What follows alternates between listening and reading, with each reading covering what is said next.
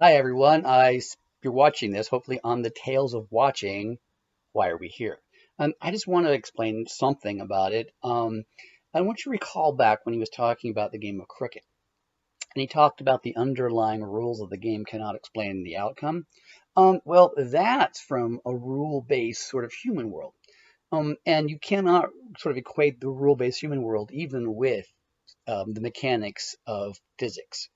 And here's the reason why is that ever since this universe began, and the exact configuration with the current laws that were available at that time, the establishment of everything he's talking about, and the exact configuration where the energy was, every particle that flew the way that it was led to us because it had to lead to us in this particular way. That's just the way physics operates. The problem is for humans, it's overwhelmingly complicated, and it becomes a point where it becomes unpredictable. It appears like it's chance happening. Now, science works absolutely perfectly. The limitations of science are those which who do it. And it's humans doing science, and we are definitely limited.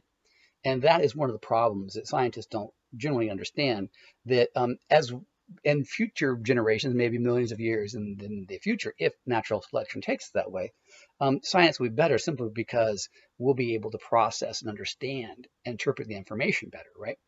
Right now, the problem is that many things we look like it's a game of chance. It is not.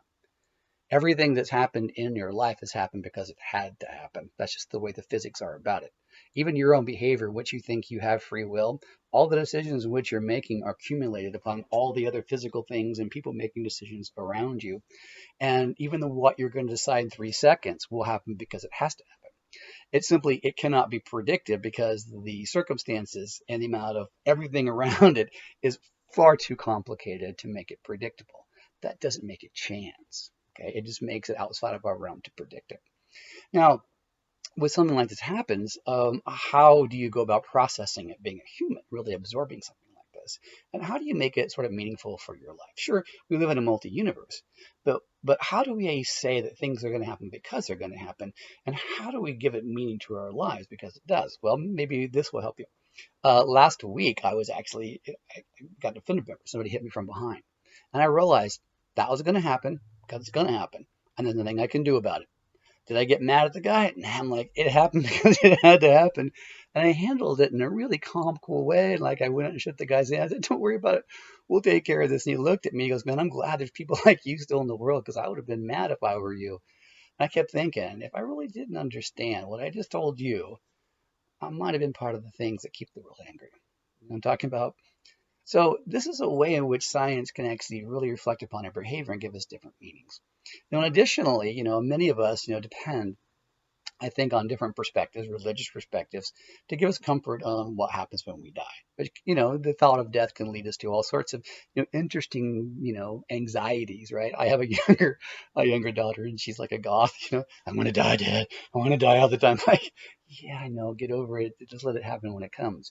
But I explained to her this. I said, listen, I know this that things are going to happen because they happen when they happen.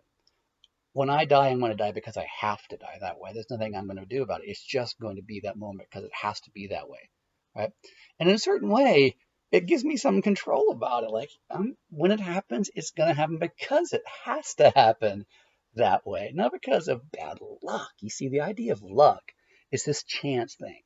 And it's the luck thing that I think that plagues our behavior all the time because it could go bad for us, and I think that it's going to happen the way it's going to happen because it has to happen. It's a different sort of perspective in life, and it releases a lot of the anxiety behind it.